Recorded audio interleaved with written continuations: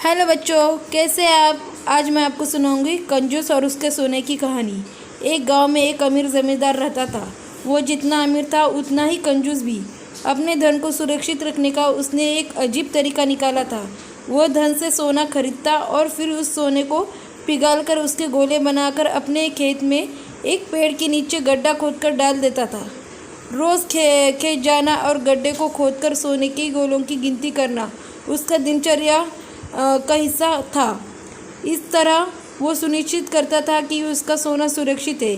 एक दिन एक चोर ने कंजूस आदमी को गड्ढे में से सोना निकालकर गिनते हुए देख लिया। वो चुपकर उसके जाने का इंतज़ार करने लगा। जैसे ही कंजूस आदमी गया, वो गड्ढे के पास पहुंचा और उसमें से सोना निकालकर भाग गया। अगले दिन जब कंजूस आदमी खेत में गड्ढे के पास आया तो सारा सोना न पाकर रोने पिटने लगा।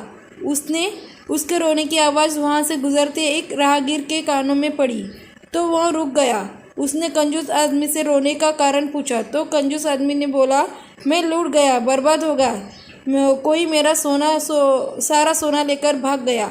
अब मैं क्या करूँगा। सोना किसने चुराया, कब चुराया। राहगीर आश्चर्य में पड़ गया। कंजूस आदमी बिलखते हुए बोला, पता नहीं चोर ने कब इस गड्ढे को खोदा और सारा सोना लेकर 9-2-11 हो गया। मैं जब यहाँ पहुँचा तो सारा सोना गायब था। फिर राहगीर बोला, गड्ढे से सोना ले गया।